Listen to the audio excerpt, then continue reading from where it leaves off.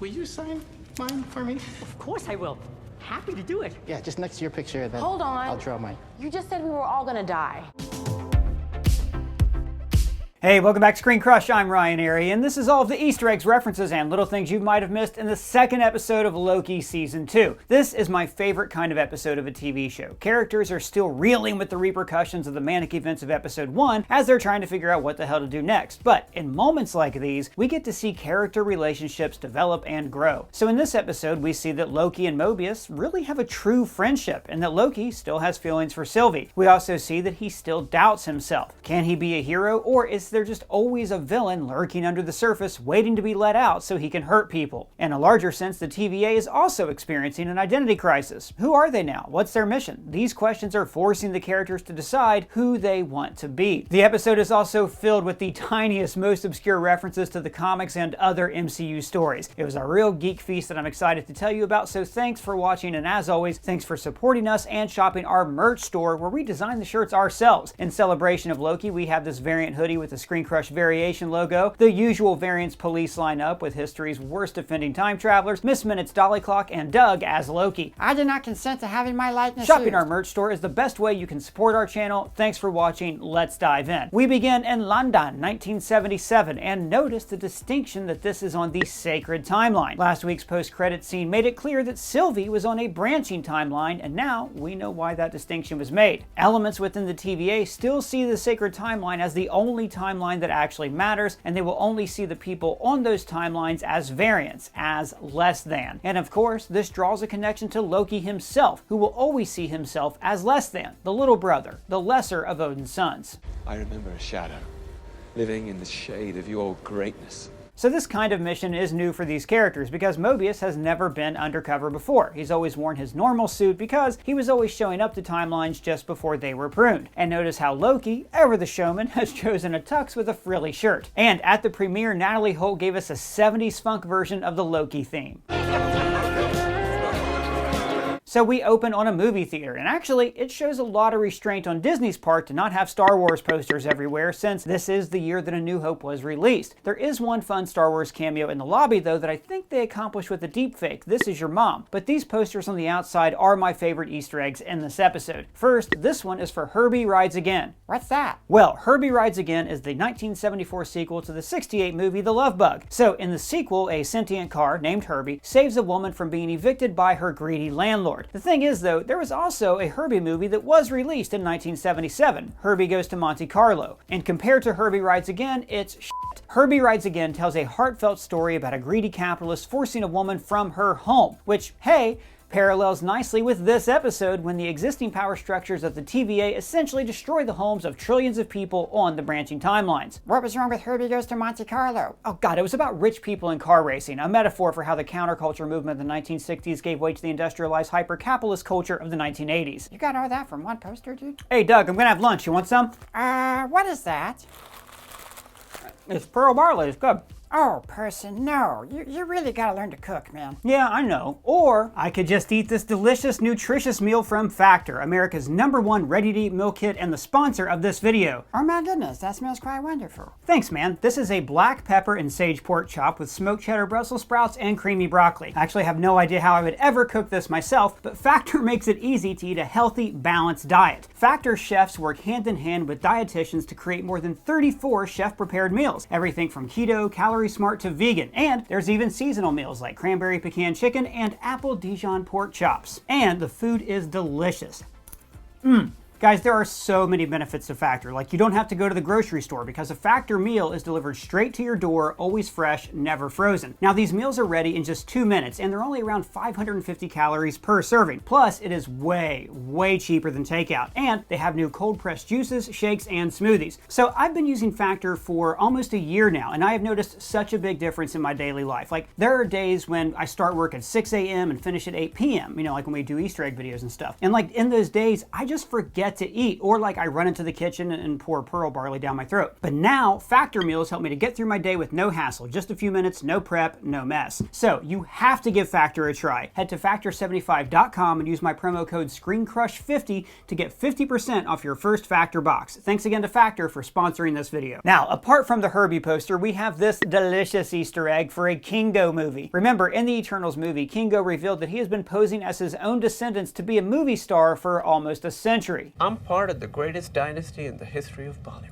And we also see this same poster on Kingo's plane in the Eternals. And the Hindi on this poster reads Son of Saroush, so he's playing the son of one of his original characters. And the director of this fictional movie is also a very deep-cut Easter egg. Rajesh Singh is a character from Doctor Who worked at the Torchwood Institute in Season 2. Now, Doctor Who is famously the inspiration for the time travel shenanigans in this series. And the Torchwood Institute was a kind of undercover, shady organization that policed paranormal events in that universe, kind of like how the TVA polices the Sacred Timeline. And this poster is for a movie about the Phone Ranger, which is a real Marvel comic book hero. He appeared in the Captain America books, and his superpower was that he could use his super suit to tap into telecommunications. Interesting, because Casey spends this episode trying to hack into Brad Wolf's temp pad. I really love how the makers of this show don't just throw in random Easter eggs, they always find a way to make them tie into the main theme of the episode. And the main movie premiering here is also an Easter egg. So here's the obscure history of Zaniac. In the 1980s Thor comics, Brad Wolf was an actor who played a serial killer called Zaniac in a film, and the name was probably based on the Zodiac Killer. But then Brad Wolf became possessed by the actual spirit of a real demon spirit called the Zaniac. Now, right now, I don't see how this is anything other than a cool Easter egg, but maybe in a later episode, Brad Wolf is possessed by Eliath or something like that. But I do think, though, that X5 was actually Brad Wolf when he lived on the Sacred Timeline, but his Nexus event was being possessed by a demon, and so that made him get pruned. Man, that would be so cool. Yes, it would. Now, it didn't surprise me that he abandoned his post to become an actor. He was the only one who flipped out when they discovered the timekeepers weren't real. This changes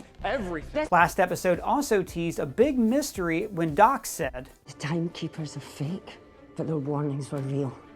Find Sylvie. So the question of who warned her and who pruned Loki is like one of the big questions hovering over this season. In fact, I have a theory about who warned Docs that I will go over later in the video. Hey, person, you want to hear a joke? Not now, buddy, I'm doing a video. Oh man, I really want to tell you my joke. The reporter asked Brad, Are the Bridget Bardot rumors true? Now, Bridget Bardot was a movie star and model who was huge in the 1950s and 60s, but she had retired in 1973, before this timeline series takes place. Now, she was known for playing these very sexually liberated, hedonistic women. So during a time of sexual cultural repression in America, she was a symbol of breaking free, just as Brad and the variants are now breaking free from the repression of the TVA. I mean, just think, Brad is hiding on the Sacred Timeline. That's something no TVA agent would have ever done before, because it could change the course of time as dictated by the timekeepers. Mobius even says this in season 1. I think a TVA agent showing up on a jet ski on the Sacred Timeline, that would create a branch for sure. So after they confronted Brad, I loved how Loki knew right away that he was lying. Is he running now?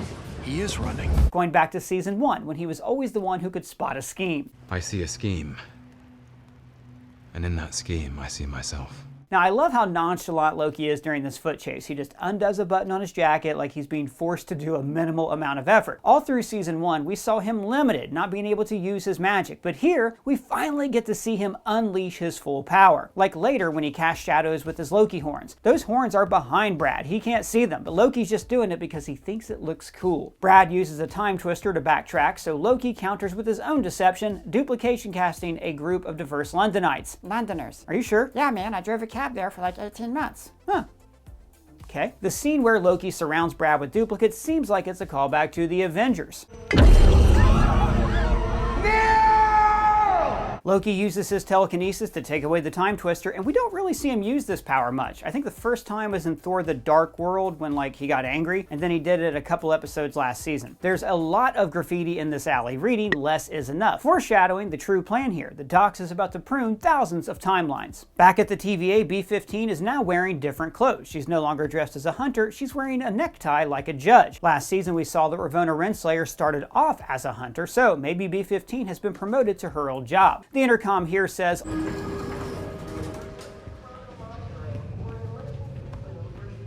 Now, I think this means that they're having all the analysts like Mobius report to the place where they watch timelines, so they can watch them closely and figure out where Docs is. Then they go see OB, who should be stressed out and miserable, but he's having a great time. Oh, hey guys. There's actually a fan theory out there that he is a variant of Data. The android? No, Data as in Ki-Hu Kwan's character from The Goonies. Pictures of pal! You guys! I'll be saved by my pictures of pal! Oh yeah, good enough, good enough. You done? Yeah, I'm good. Great. So here's a question for the comments. Why is there a taco sign on the shelf here? So OB is trying to create a new device to retrofit the new branches of the timeline. Now, even after our explainer videos last week, we've still been getting a lot of questions about what the hell is actually going on here. Basically, all the timelines that are like raw timelines go into this one machine that essentially turns them into a sacred timeline. Like, think of this loom as the beginning of the sacred timeline, like how we saw the end of the timeline frame in Loki's season 1 finale. Now, the interesting thing about this is it means that there are timelines that exist before they are refined into a sacred timeline. Now look, all of this timeline stuff is not like physical timelines you could like step onto. They are though physical representations of ideas. So maybe these raw timelines that are entering the loom are like potential probabilities of events. After all, Kang's multiversal time traveling machine was powered by a probability drive. But the temporal loom narrows down those probabilities into events that conform to the sacred timeline. So before the timelines enter the loom, anything can happen, like that Rick and Morty episode where people are like pizza phones. But the temporal loom kind of prunes those possibilities to create the 616 MCU as we know it. Oh yeah, that makes total sense. Thanks, man. So the TVA is dealing with several crises at the same time. The death of their gods, the lack of purpose, their impending doom, and the search for Ravonna and Ms. Minutes. So you'll remember, in the finale of Loki, Ravonna had discovered that she was a variant and that the timekeepers were not real. So she wanted to find out who actually built the TVA. Ms. Minutes brings her files that she didn't ask for, and she says, But he thinks this'll be more useful. And then later she leaves, telling Mobius she's going to go look for free will, or for the creator of the TVA. So all of this is what they're talking about when they say that Miss Minutes is now working for Renslayer, which they find out when they decipher the last messages of her temp pad. So what we're learning here is that Miss Minutes was actually the being that was running the TVA, probably for He Who Remains. Everyone thought that she was the servant, but she was secretly in charge. Like an Orion slave girl? It is the men who are the slaves, not the women. Yes, like an Orion slave girl. High five. And I also loved how this episode gave Casey more to do. Like, Eugene Cordero is great in The Good Place as Pillboy, and this episode added so many touches to his character, like how he's a tech genius, but the ink from his pens leaks into his shirt. A subtle way of showing how the TVA is falling apart and melting away. Melting like our Miss Minutes Dolly shirt. And here it turns out that Casey is like a major OB fanboy. Will you sign mine for me? Of course I will. So when Mobius and Loki go to interrogate Brad, it's an intentional reversal from last season when Mobius was the one interrogating Loki. Now Loki has changed a lot since then. I mean, heck, he changed a lot in the first episode. I don't enjoy hurting people. So now when he says, there are lives at stake, Brad throws this back in his face. Like, this is the same Loki who, like, a week ago ripped out some guy's eye in Germany. Look at that smile. You are enjoying that. These interrogation sequences are also nice reversals of his interrogation in the Avengers, when he tried to emotionally manipulate Natasha, but he fell short. You brought the monster. So, Banner. That's your play. In this case, Loki finds a way for it to work by using Brad's own words against him. Perhaps I've just been waiting for a moment like this, so I can do terrible, awful things to you. But before that, Brad expertly hits Loki where it hurts, talking about his worst fears that he can never change, and even bringing up his mom. You just make everything worse. For Mobius, for B-15, for your mother. His words are also basically what Mobius told him in episode 1. Also that others can achieve their best versions of themselves. So this all goes back to the idea in Norse mythology where Loki was being trapped in loops, condemned to always be the trickster who triggered events that allowed for others to become great, while he would always remain a loser and a side character. Because that's what you do. You lose. In fact, that line also goes back to Loki's worst memory, when Sif said, I hope you know you deserve to be alone and you always will be. And we get into a bit of philosophy here, where Brad is the guy from Plato's cave who has broken free. He's seen the outside. He knows the world he knew was fake. I think it does matter because none of this is real. But Brad knows one thing is real, his own life. And later we'll see that he'll do anything for self-preservation. And Brad also pries perfectly into Mobius's worst fears. And until you wake up, you're just a nowhere man. You're a... In fact, in the comics, this is true. Mobius is actually a bunch of endless clones created to serve the TVA. And actually, these clones were modeled after Marvel editor Mark Gruenwald, because in the comics, the TVA was a metaphor for how the company rigorously monitored their continuity and would prune any events that didn't conform to the overall story. A lot like the Sacred Timeline. So remember, in the moments before Mobius thought he was going to die, he actually told the truth about himself. I ride a jet ski. That's what I like to do. Just riding around on my jet ski. So in this episode, he admits that what he fears most is potential happiness, that his life on the Sacred Timeline was spent chilling out and riding jet skis. When he and Loki walk away, they're in a circular hallway, just like the Freaky Circle in Thor Ragnarok, which was also a metaphor for the cycle of Ragnarok and Loki's own fate to always fail. Loki and Mobius once again bond over a meal like they did in season 1 when they had this conversation about free will. So everything is written. Past, present, future.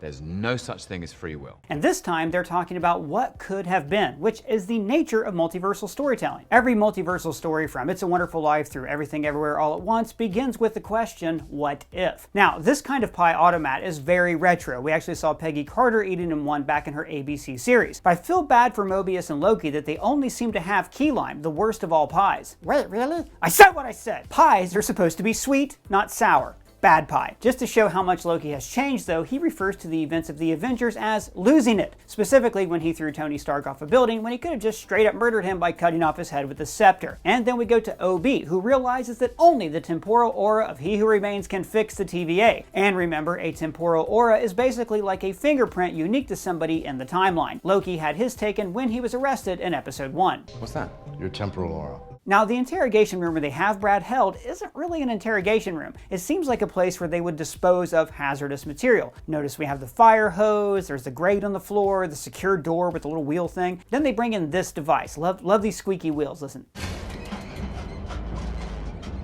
Which creates a cube around its subjects. Now, we actually saw this on a poster in the last episode. So during this final interrogation, Loki says, "None of this is real!" Well, if none of this is real, I guess you aren't either. Which gets into this larger question of what's the value of life? I mean, when you look at trillions of lives as just lines on a screen, it's hard to imagine them as real people with families and pets. It's kind of like in war, how casualties can just become lines and statistics. Loki tells him that if nothing is real, then neither is he, which dives into this idea of solipsism, where an individual believes that they are the only thing in the universe that's real or actually matters. Or like Kevin in Home Alone. Exactly, like Kevin in Home Alone, who is a total psychopath. So this way of thinking can lead to nihilism, like if anything is possible, then nothing really matters. We're nihilists, man. Huh? They kept saying they believe in nothing. Which is the same philosophical dilemma that Mobius is now facing. Mobius wants to be limited in his options, or else he would be overwhelmed with choice. Kind of like the Nowhere Man song that Brad referenced. He doesn't have a point of view, and isn't he just a bit like you and me? Hold your hand and listen. That's good. And then we finally get to Sylvie and her variant timeline where she works at a 1981 McDonald's. Now here's something I caught. This sign reads over 40 billion served. But back then, the McDonald's signs had these rotating numbers that they could update when another billion people bought a burger. Notice that now Sylvie is wearing an earring with an ox symbol on it. Now this is the Egyptian symbol of life, symbolizing that she has found a new life on a new timeline. Now the two of them have a very interesting conversation. It's the future. It's going to happen. Is it? Really? Because that sounds a lot like the future's already been written. And we both know that it hasn't, not anymore. The whole first season was about free will versus determinism, with Loki representing the chaos of the multiverse. Nothing matters! Nothing has any consequence! And Mobius taking the side of order and determinism. And this season carries that on, with Loki arguing for determinism now. Last season we learned that all events were scripted by He Who Remains. I paved the road. And now I think that we're actually going to see Loki and Sylvie be trapped by their own script, as they are inevitably drawn toward one another. After Sylvie uses her enchanting power on Brad, we see Dox's plan in full force to run a covert TVA that prunes all these new branches at once. Now notice how every branch is preceded with the prefix 616, kind of like these are IP addresses, but instead they're tracking timelines. I'm guessing that this 616 prefix means that all of these branched off of the 616 timeline. Wait, what's the 616 timeline? 616 is the number universe of the Marvel Comics universe, and Christine gave this designation to the main MCU timeline as well. Our universe is 838, and we've designated yours 616. It is interesting that she uses the same designation as the TVA. This could mean that the multiverse that we saw in Doctor Strange 2, like Universe 838, are really totally different universes that did not branch off from this main timeline. Or maybe 838 is just one of the timelines that made up the sacred timeline. Or hell, maybe Dox is just only pruning timelines that are branching off from 616. I missed the Infinity Gauntlet. Yeah, we all do. So there's actually a cool moment in this sequence where we see the camera actually move with someone as they enter a time door, which we've never actually seen before. Dox is holed up in what looks like a shipyard or boat storage. Appropriate, since they're setting sail from this place to prune other timelines. Notice there's cots all around too, showing how they were hiding out in this timeline, like Sylvie used to be the one who had to hide out in apocalypses. Also, the pruning sound effect on the big board here is the same sound effect when you detonate missiles in the Atari game Missile Command.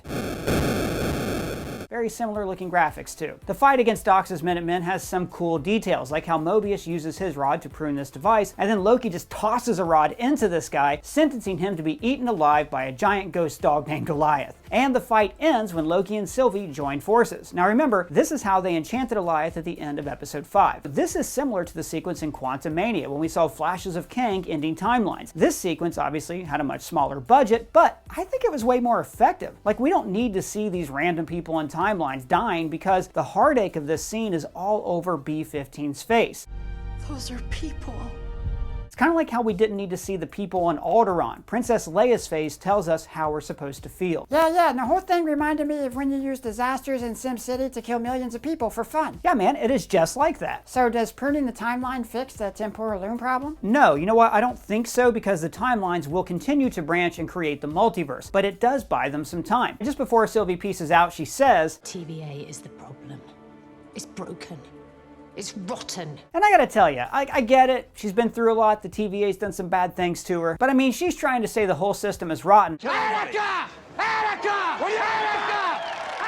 But she's still leaving the TVA intact with like an unbelievable amount of power. She could at least suggest that they destroy the facility and then all go live on new timelines like she has done. She actually reminds me a lot of the bride in Kill Bill. Now, she walked away from the life of an assassin to live a normal life, one where she never had to use her extraordinary abilities and she could just exist. It's mercy, compassion, and forgiveness I lack, not rationality. Sylvie ends the episode touching the time device she took from He Who Remains, basically hinting that she's going to have a change of heart sometime soon. And then we hear the song Cosmic Blues by Janis Joplin, an appropriate song choice. This song was from Joplin's first solo album after she left Big Brother and the Holding Company, similar to how Sylvie is now on her own after leaving Loki. And the lyrics of this song are also incredibly appropriate. Time keeps moving on, friends they turn away. I keep moving on, but I never found out why. I keep pushing too hard, and babe, I keep trying to make it right through another lonely day. So Sylvie is now running from her past life, running from her responsibilities, and running from her borderline incestuous love of Loki. She's now living a lonely life, but look, she'll be back, probably next episode. She'll be back. Now, like I said earlier, I am really curious about what Dox said here. The timekeepers are fake, but their warnings were real. The timekeepers were fake. The warnings were real. We need to know what happened at the end of time, find Sylvie. So someone warned Dox that some terrible event was going to occur in the TVA. Likely that the TVA was going to be destroyed by these extra timelines. Like when Loki travels to the future TVA in episode 1, he sees that the temporal loom is critical and the TVA is being evacuated. So this is what Dox was warned about, the imminent doom of the TVA unless those branches were pruned. Now, we talked last week about how we think that the thesis of this whole season is an Ouroboros, and how it's all going to loop in on itself. Case in point, I think that it's going to be Loki who pruned himself so he could go back in time and later prune himself. So somebody came from the TVA's future and warned Docs. One theory is that Loki could have been the person. I mean, we saw in the previous episode that he is in kind of agreement with He Who Remains, and he wants to prevent a multiversal war. We thought it was about freeing the timeline, but that brings only more malevolence, more violence, more war, more of him. So I could see Loki coming to believe that the sacred timeline and the TVA are necessities, that they're a necessary evil. So when he time slips again, he would warn Docs to prune more timelines. And to explain this, he would start to talk about what happened at the end of time before he time slipped again. And this is why Doc says, we need to know what happened at the end of time. Yeah, I can see that. Yeah, it's a good theory, but here's a more fun one. What if Mobius warned Docs? Mobius, but he's a good guy. Stay with me. So OB claimed that Mobius always calls him OB, even though Mobius doesn't remember ever doing that. So what if at some point Mobius starts to time slip in this show and he goes back in time, calls Ouroboros OB, I like that. and then while he's in the past, he warns Docs to prune as many timelines as possible. Why would he do that? Well, dude, it's set up in this episode. Mobius is like the prisoners in Plato's cave, looking at his shadow on the wall and believing that the shadows are the real world. In fact, in this episode, he says that he's worried that the real world might be so great that it would be even more depressing that he lost his original life. Something bad I can handle. What if it's something good? Do you think I want to have that rattling around in here? And remember, we saw a water sports store in the trailer. So 100% I am thinking that Mobius finds out that on the sacred timeline, he sold jet skis. There was a beautiful union of form and function, which we call the jet ski. So Mobius would want things to go back to the way they were, serving the sacred timeline, and he would want his memory wiped as well. Mobius could end up being the stealth villain of the series, who ends up not only restoring the sacred timeline, but wiping the memories of the TVA agents in the past, completing this Ouroboros loop. And hey, just a reminder everybody to take the hassle out of eating healthy, give Factor a try, America's #1 ready-to-eat meal kit. Head to Factor75.com and use my promo code ScreenCrush50 to get 50% off your first Factor box. But I want to hear from all of you. What do you think about this? Let me know your thoughts down in the comments below or at me on Twitter. And if it's your first time here, please subscribe, smash that bell for alerts. For ScreenCrush, I'm Ryan Airy.